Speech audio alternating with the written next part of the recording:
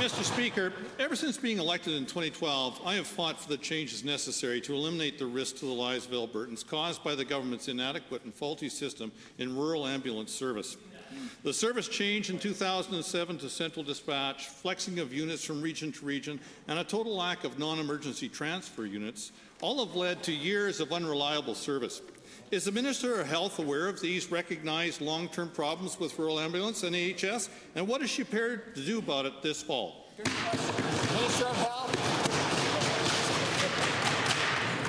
Thank you very much, Mr. Speaker, and thank you to the member for the question. And I do know that the member has been a long-time advocate for making sure that Albertans in rural communities have access to quality health care, and that is certainly a priority of ours, Mr. Speaker. That's one of the reasons why we've committed to providing stable health care funding for citizens, no matter where they live, to be able to access frontline health care services. And one of the reasons why we're doing this is because we were elected to make sure we have a supported health and education system when members opposite ran on significant cuts, and they were not.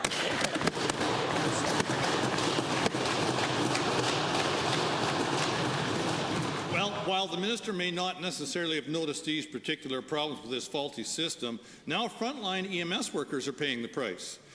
Given recently we've learned about EMS workers having their EMS licenses revoked because of PTSD and other health issues directly related to problems in this system, does the minister understand that after years of push towards centralization, absolutely nothing has changed? We still have high wait times, risk to public lives, high levels of stress for frontline workers, and what is she going to do about it? Thank you very much, Mr. Speaker, and to the member for the question. We are, of course, committed to making sure we have a strong, vibrant frontline service for Albertans. And one of the reasons why we're doing that is by ensuring that we have a stable commitment in health funding, as opposed to cutting billions of dollars as being proposed from members opposite. So we're working really hard to make sure that they can have stability and confidence in the government investing in their industry and their access. Yeah.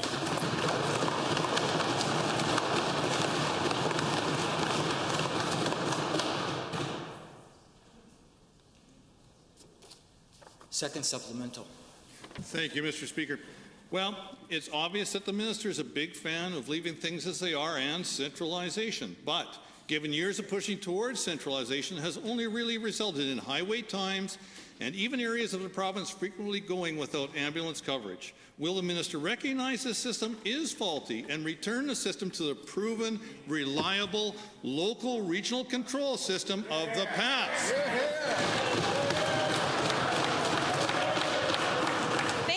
Very much, Mr. Speaker. There were two plans laid out for the public during the election. One was about creating more chaos and decentralizing Alberta Health Services that would rely on a bunch of people. I can't hear the question that's been asked by the opposition. As the Speaker of this Assembly, I would appreciate the opportunity to hear the answer and the question. Thank you. Please proceed.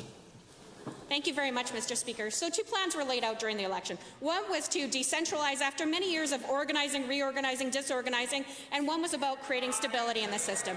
And one of the reasons why we moved forward with the plan we did is because Albertans elected us, not the members opposite, Mr. Speaker.